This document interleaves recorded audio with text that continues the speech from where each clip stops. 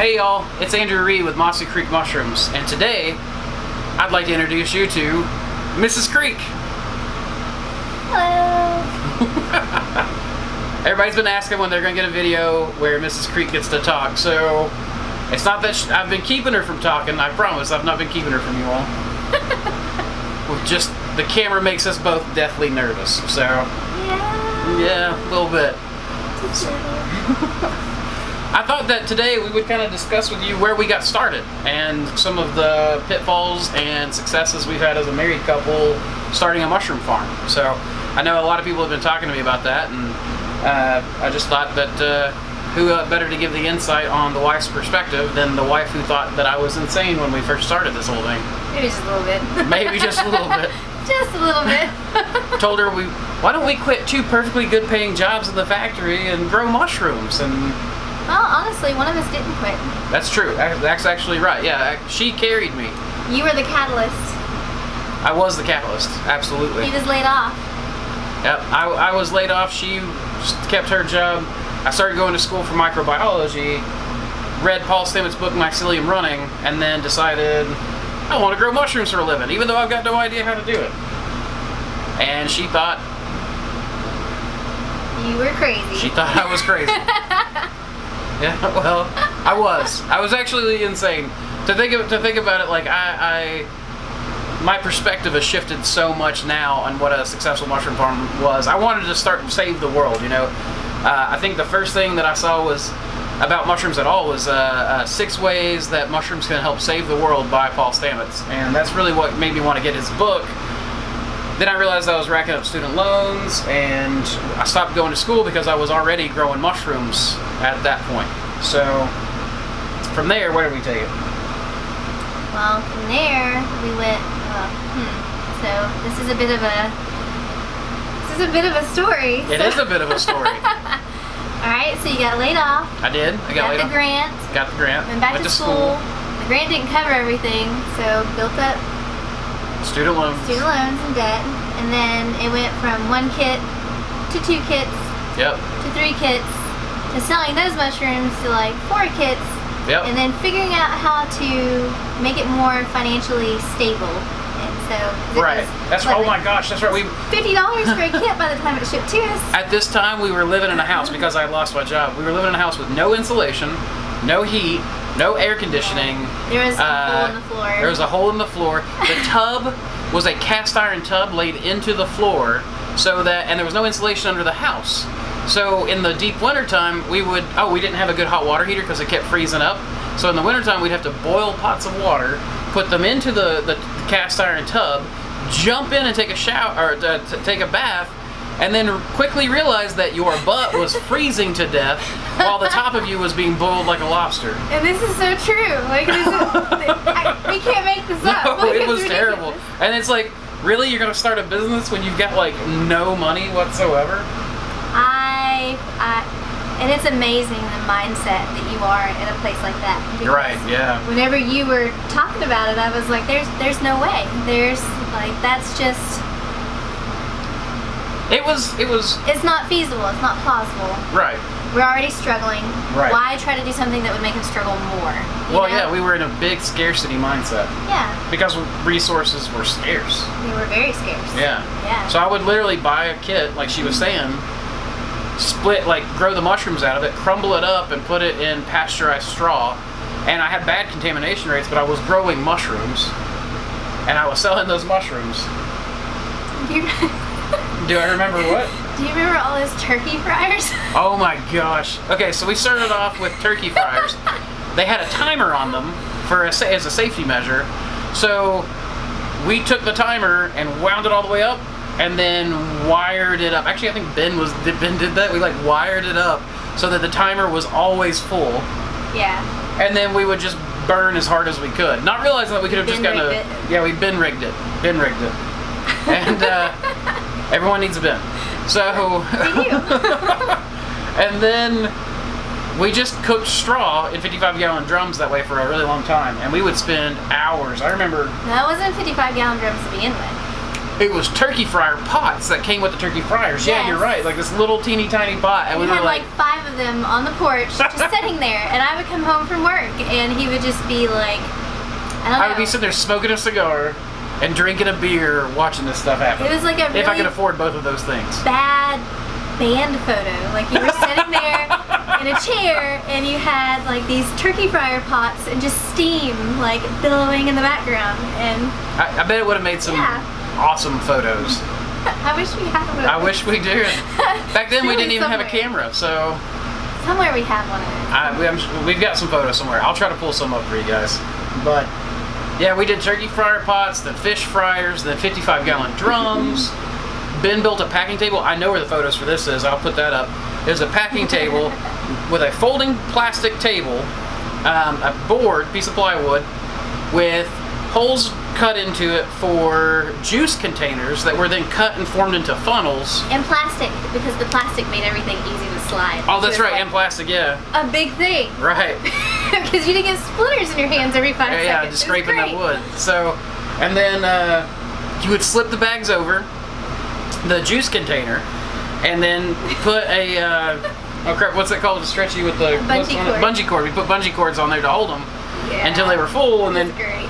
yeah, we'd hang them off the porch because the porch was taller, and we'd sit there and pack them down that way. And we didn't even chop straw before that. Like there was a time when we were just grabbing fistfuls of straw and binding them up and stuffing them in a bag. So. And of course, the bags were taller than I was, so Right. you know, I had a real fun time with that. That was great. But I'll link to my personal account on YouTube, which has an old video from whenever we first had grow bags that were really long, and they were sitting just outside where our lab is now with a water system Yep. that left water all in the floor instead of the ultrasonics like we use now. and we would mop it up. This is before we could afford a shop vac even. Yeah, we had to mop. We would mop it up and wring Yep. it, and mop and wring it, and mop and wring it. Yep. And I remember, it's like it Time-consuming. was like swampy. I mean, it was absolutely swampy. There was standing water in the floor. It was not great. I mean, mushrooms, I feel like have really dug us out of poverty.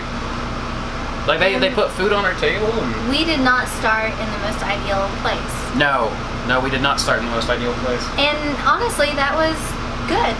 Yeah, yeah, Because- absolutely. We learned definitely how not to do it. Yeah, we learned how not to do it, and where it was important to spend money and time, and where it wasn't. And what you could get away with. What you could get away with. Yeah, And yeah. it was poverty's a valuable teacher. And then when you did get tools that were amazing and awesome, like a shop vac, by the way. Shopback, sponsor us. Which we paid for with skull money. That's true. We'd paid for the shop back with skull money. Samantha occasionally paints longhorn skulls Four Corners Ranch. for Four Corners Ranch, which she hasn't done one in a while, but she was doing them there for a little bit, and the money she got from that, she bought a shop vac with, and that was like, oh yeah. Yeah, and I cherish that thing. Like, I so cherish it. It's amazing. Yeah. Because you never really take for granted something that you went a long time without. Yeah, absolutely. But yeah, I mean, mushrooms have pulled us out of poverty, and poverty was a great teacher. That's one of the things we talk about. This entire op is built out of poverty and leftover 5-gallon buckets. You've probably heard me say that before. Buckets and poverty. Buckets and poverty. And that dug us out of debt. It's like talking about projects, and Ben and I and you and everyone's just like, well, I'm sure we got some leftover buckets somewhere. Some buckets and some 2x4s somewhere. I wish, we had this device that Ben built for us that was a wooden frame, looked like a trebuchet, with a PVC pivot joint where we would just push down on the 2x4 and it would like crane lift these laundry bags filled full of soaked straw out of the 55-gallon drums. The kids would play with it. It would be like a seesaw. Yeah, it'd be like a seesaw kind of thing. Probably absolutely dangerous. Oh my gosh, do you remember the electrode boiler steamer that we had? The electrode boiler steamer was though. Do you remember that? That was dangerous. Yeah, we did that. I highly suggest no one do this. Talk about that either. Probably shouldn't talk about it. We're not going to talk about the electrode boiler steamer. You're just going to have to figure that one out for yourselves. Yep. Beyond that, Imagination's a good one. imagination's a good one. We'll just let you know that it made me pucker every time we turned that thing on. So Yeah. Beyond that, though, mushrooms have really. Oh, what? No, never mind. Beyond that, though, mushrooms have really raised us out of poverty. They paid off my student loans. They pay for our electric and our water. Pay us salaries. Explosions. The what? And the explosions. And the fires. I'm not sure what she's talking about. Explosions and fires. I would never, ever. The Walgreens humidifier. Okay, fine. We bought a Walgreens humidifier and just a little single disc unit and had that in our grow room. And it went dry, and we had been using it so long, I guess the safety like calcified, and so it no longer shut off. And to which Ben was sleeping downstairs at the time because we've been trying to remodel his house. And he woke up to some nice flames dancing in the distance in the grow room.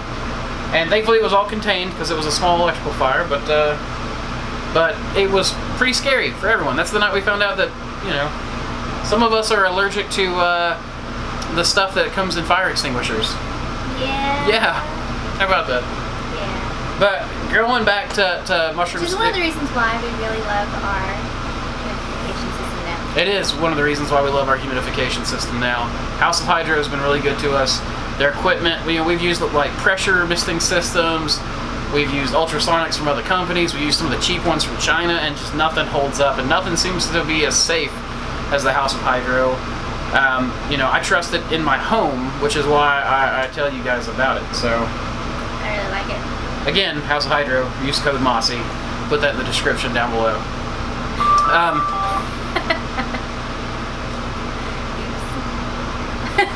We'll edit that one out.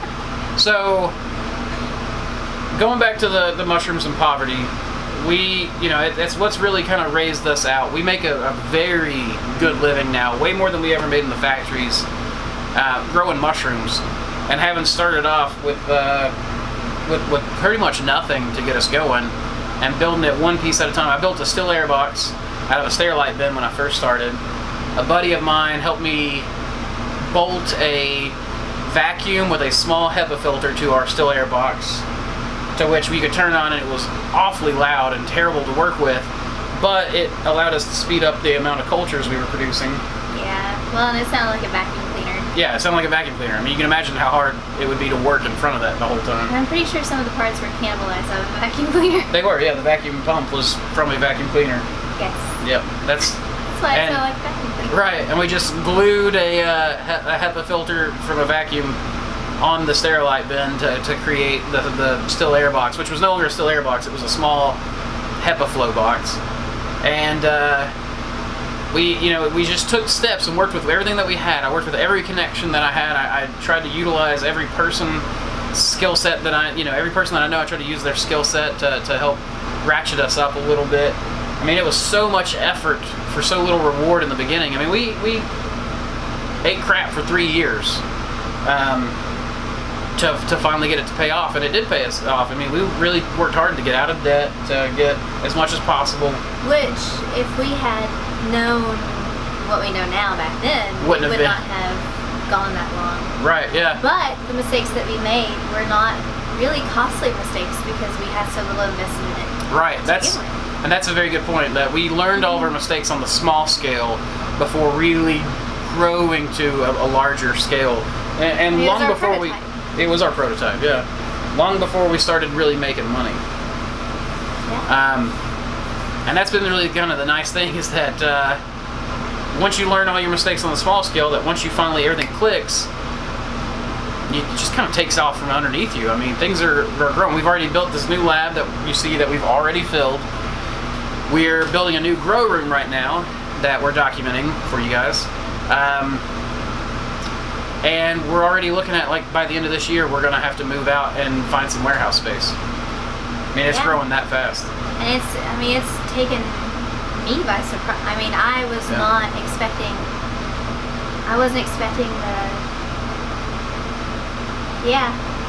she wasn't expecting it to grow out, so mushrooms got her tongue. Just wasn't expecting it. Neither one of us were expecting it. I wasn't expecting this YouTube channel to have almost 3,000 followers already, with like 10 videos that I've produced. No, know. And I mean, and to have so many consults coming off of it. Holy cow, you guys are like gonna have me booked up for the entire year. yeah. It's crazy. And I mean, it's very humbling because you Yes. sit there and you do these things to provide for your family, and you don't expect it to take off like that. Right. And then you're overwhelmed with just gratitude, and Yeah. it's an amazing thing. Knoxville has been really kind to us. All of our Yes. restaurants. Our first chef we ever sold to was a Chef Daniel out of the Tootsie Truck in Knoxville. The first brick and mortar that we ever sold at was a place called Crown and Goose, which is no longer open in Knoxville. However, that chef that we developed the contact with still buys from us on a weekly basis, and he runs a restaurant called Ollie B. So if you're ever in Knoxville, check out Ollie B. It's the best breakfast I've ever had. Yeah. Jeff, bring back the grits and escabeche. It's really good. Yeah. I miss the grits and escabeche. And that's the thing. They make our mushrooms a grand, beautiful, amazing, very tasty thing. And so, I mean, All right. I can't blame them for, I can't blame you guys for making it successful because Yeah. Because the Yeah. chefs do good stuff with what we got. They do. Yeah. and I'm just amazed. They always tell us that good ingredients are what makes the dish. And It's I'm like, no, man, you're the one that makes the awesome dish. Right. I fix my mushrooms all the time, and they never taste quite as good as you make them. So. Right? But, kind of going back to what we were talking about getting started and where we started off, you don't have to have much to get started. Now, the less you have and the less you put towards it, the longer it's going to take you to reach your breaking point. But there's plenty of room in this market for everybody. I mean, there's just plenty of room in this market for tons more growers. And you don't have to start off from it. You don't have to have, $8,000 in your bank account to make it usable. Sorry. I promised myself I would turn my phone off. Another work-life balance thing. Yeah, right. It is a work-life balance issue right there. You just make it a part of the, you get jiggy with it sort of thing. You just start dancing and you're like ding, ding, ding. Okay. Yeah, my phone it's going off nonstop these days, which is probably part due to YouTube and thank you guys for being such a wonderful audience. I mean, without you guys, I wouldn't have kept doing this if I hadn't, if there was no reaction. This has been kind of amazing for both of us. But start off where you're at, grow with what you've got, find a partner or partners who work with you and that really complement your skill sets. Guys, I know a few of you have been talking about how your wives think that you're crazy. Do you have any words to men's wives who are wanting to grow mushrooms, or wives who have husbands that think they're crazy?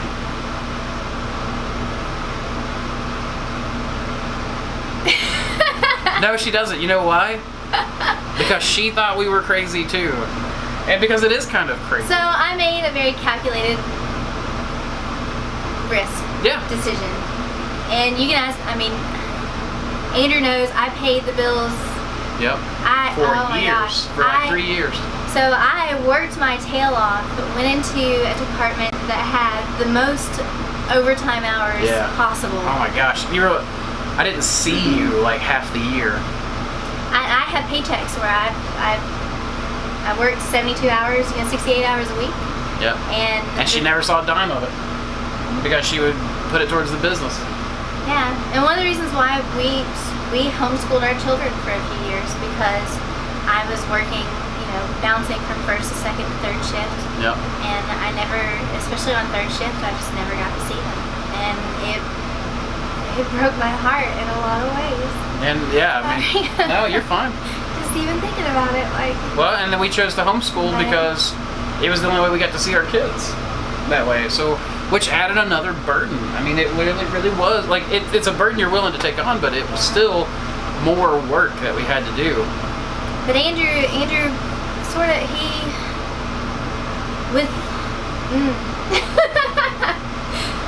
the way. One, his passion for it. I knew that it would not succeed without his willingness to get in get in the fray of things and go out there and sell it and make sure, you know, that I'm sorry, I'm You're not fine. really elegant with this. No, it's not that you're Anyway. not elegant, it's that I'm embarrassed to be. Bragged on. But the calculated risk was that I saw small baby step successes, and I saw the way that he went from just selling at the farmer's market, and at first it wasn't much. He'd come home with $50, and after paying how much was the annual fee? The annual fee for the farmer's market, Was it $100 or? I can't remember. I don't remember. So there was But an it was annual more fee. than Then what there was we were making. There was a truck, like Truck spot, yeah.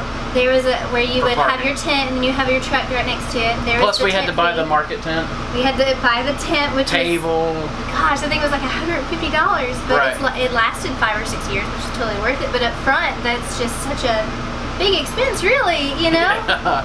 And so I was handing over bonus checks. I was like, all right, let's, you know, feet first, let's do it. Yep. If we're gonna do it, let's do it right. Let's commit. So I put my faith and my loyalty and, you know, my heart into something that his heart was wanting to do, and I had to earn it. yeah, he did have to earn it. He Yeah. proved to me that it could be a successful business venture, and that's what I meant by it being a calculated risk, is that if he came back with nothing, if he came back empty-handed, if I didn't think that it was a good business idea, I wouldn't have supported it. Yep. But And we're it's proof not like that- we didn't have our own little spats during that time. I mean, there were definitely times whenever we both kind of felt like we were getting the worst side of the bargain in this whole thing. Yeah. And that was another thing. We had to realize that, you know, we're both in this together, and neither one of us is out to get each other, and neither one of us is out to just lay on our butts and do nothing. And there came a point where Yep. Andrew was like, look, I need you.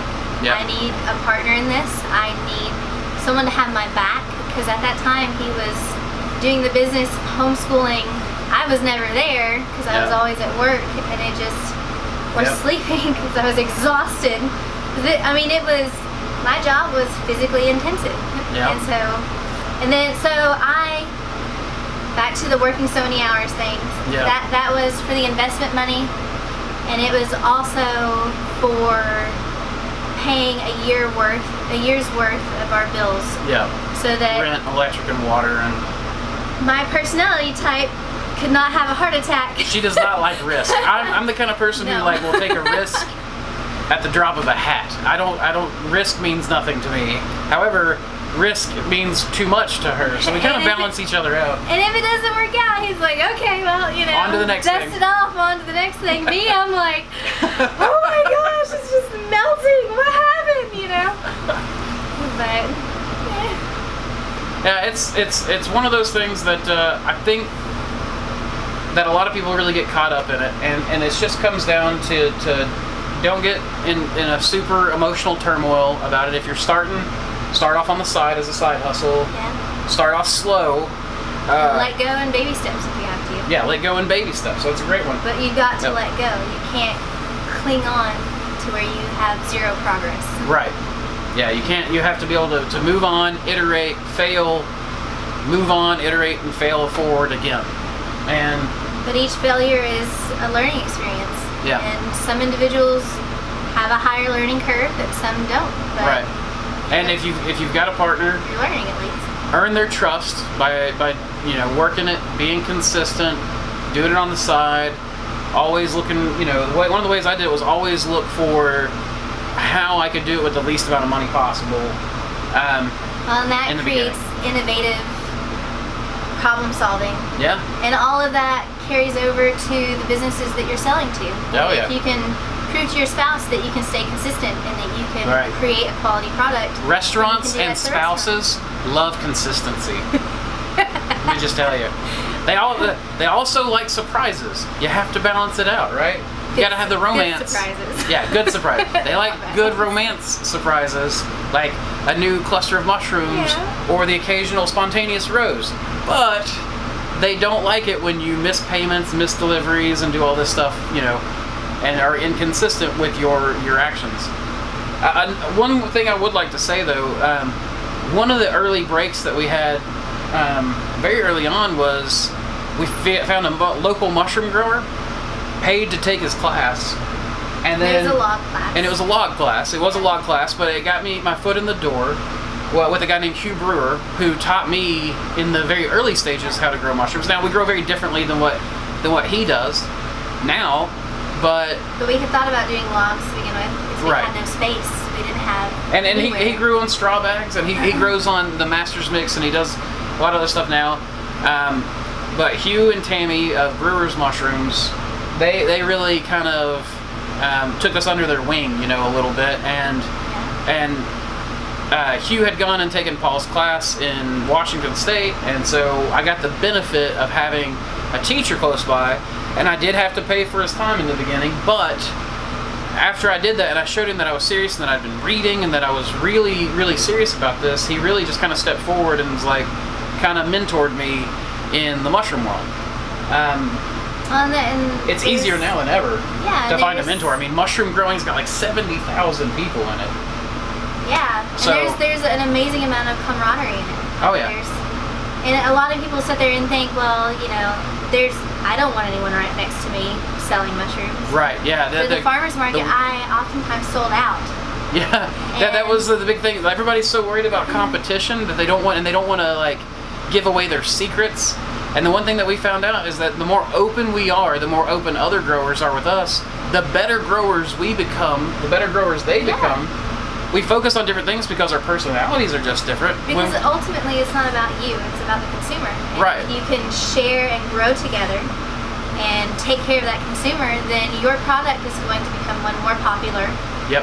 More people are going to be able, it's going to reach more people, and more people are going to taste it. Well, yeah, and it was like, as people would walk around market when we first started, there were like 5 growers to begin with, and they'd be like, oh, mushrooms, that's really cool, but I'm not going to buy them. Oh, mushrooms, wow, that's really cool. There's 2 mushroom growers at this market? And then they'd go to a third one, they'd be like, what? Mushroom? This must be a thing I'm behind on. I don't understand what's going on. I've got to go talk to them. And they go talk to them, and they go, you know, I really like a mushroom that's more like a portobello or more like this. And so you would have people growing shiitakes. We would grow oysters, and some guy, you know, we had a guy there that grew, hunted wild mushrooms and brought them to market. And then we had, the brewers did a lot more shiitake than we did. And so it was kind of like, oh, you want shiitake? Go to the brewer's mushrooms. Oh, you want wild mushrooms? Go over there. And you got each other's backs. Yeah. And built this community that really, like, it's like, think about it for just a second at market. How many tomato growers do you see? And do they like hoard their secrets? I mean, no, they don't. I mean, you can share and gain in the sharing with each other. And that was something that Hugh Brewer really taught me early on, was that if you share knowledge with each other, you refine each other. Kind of like just any kind of refining process. You really pull that slag off of the rough material. And you're not one person trying to do everything. Right. Oh my gosh. Also, Lenny Rockwell just saved my butt. I want to let you guys know that. I lost one of my cultures. One of my original cultures. And I'd happened to sell one to him for not that much a while back. And guess what? He had it to save my butt with, knowing I lost it.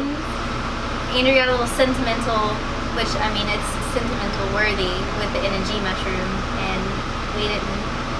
That's true. I've got a culture that is my favorite that has huge sentimental value to me, and I don't know if I've lost it or not. And I never gave it out because I hoarded that one. Yeah. And when I hoarded it and I lost it, I have no backups. My backups that I had were the ones that failed. So when my active culture failed, I went to my backup, the seal had broken, and the dishes had completely dried out. And because I hoarded it to myself, that culture is gone forever.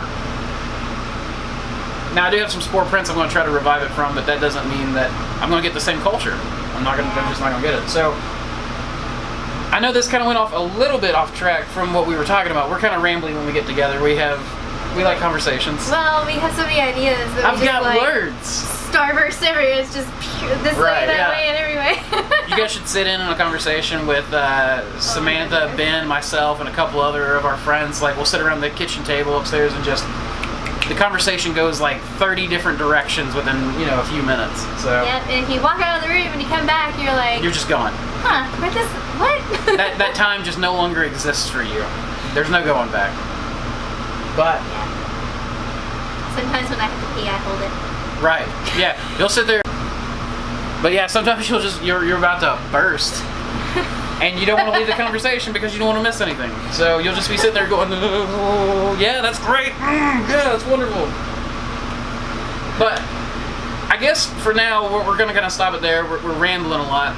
I want to hit on some of the points really quick. One of them is that, if you have a partner who thinks you're insane for wanting to start mushroom farms, take it slow with them and be a partner back to them. They're letting you know that they need just a little bit of evidence that you're not insane. I mean, and that's really all it takes. And if you guys have hard conversations early and often, for example, Samantha and I, when we first met and started dating, I told her like on date 3 that, and this was in high school, mind you, so it's a little different. This is really creepy when you consider I did this in high school. But I went to her and I said, hey Samantha, I know that we're starting to date and we really like each other, but I want to have a family and I want to have kids. If you're not interested in that, I'm not interested in dating you. And she's like, yeah, I'm interested in getting married and having kids, but not right now. And I was like, no, I'm talking like 5 years in the future. But there's no point in me spending 5 years of my life dating you if we don't want the same thing. Values. Yeah, similar values. And so, you should work together to figure out that the mushroom farm is for you. And if it is, take it slow, do it on the side as a side hustle. Don't just jump off the cliff and ask her to do it too. Right. Yeah. Teach her how to hang glide. Or right. Yeah. Work together. Leap off that cliff together. But when you leap off that cliff together. Or jump off the front porch first. Or jump off the front porch first. That's a good one. I like that. Start off small and work together to reach that goal. Work backwards. Pick the goal, and then figure out together as a couple what's the way we're going to get to that mark of success. That shot that we're aiming for. And if you can make it off of buckets and poverty, then do it. It'll succeed. That's right. Absolutely, yeah. That's so. I mean, like going off of that, if you've got a partner who is afraid, take baby steps with them. When you get into the mushroom game, take it a little slow. Don't just copy what I've done here on videos and then just jump up, quit your job, and tell your boss to go screw themselves or whatever. No. Between the 4 of us that work here, there's 5 of us total, but between the 4 of us that work in day-to-day operations, we only spend about 40 man-hours doing this. We could each work a job if we needed to on the outside of this. Instead, we work other jobs, like videos for me. Samantha does a lot of painting and a lot of other things like that. Ben actually has a full-time job where he works somewhere else. Tim goes to school full-time and works part-time here. So, I mean, do it as a side hustle. It really shouldn't be taking you that much time that you can't do it as a side hustle if you design your system well. And have a backup. Have a backup. And like the year's build a worth nest egg. Yeah, the nest egg and the year worth of making sure that we had everything covered. Emergency fund if you can. That really helped. It did help big time. And that was after she got the good job. I mean, for a long time, we started off doing it on the side, but... And I didn't just, kiss and then walk out. I could go, if something dire or she drastic, could go back to work. I could go back to work, and I would be welcome back to work. Right. They've asked her many times to come back, and she's like, yeah, I'm doing pretty well. So, just make sure that you're mindful. Kind of like I've said before in a previous video, imitate the mushroom. Start off small as a sport, grow bit by bit, living off the land, right? Buy whatever job you can take. Try to really conserve your dollars. Something that I've noticed as a trend here lately is a lot of people going, oh, I want a mushroom farm. I've got money. Let me spend all of it on gear and equipment, conveyor belts, packers, mixers, sealers, automatic bag shakers. And it's like, we made that mistake once with a big, huge autoclave. That's true. Yeah, we bought all American autoclaves, and it was we needed. Yeah, it's like $2,000 on 2 different ones because we bought the electric models, and we run this out with Presto pressure cookers and the atmospheric steam sterilizer. Yeah. You don't need to spend a ton of money to get started. So don't spend a ton of money to get started. Get your partner on track with you. Make them an ally, not an enemy in this, and just work together. Yeah. And beyond that, guys. Remember, not gonna do it. And as always, guys, remember, Keep spawning culture, y'all. No. What? We were gonna do it together. Oh, you didn't I know. said remember, and you said as always. Oh, okay. Okay, and remember. As always. Keep spawning culture, y'all. That's horrible.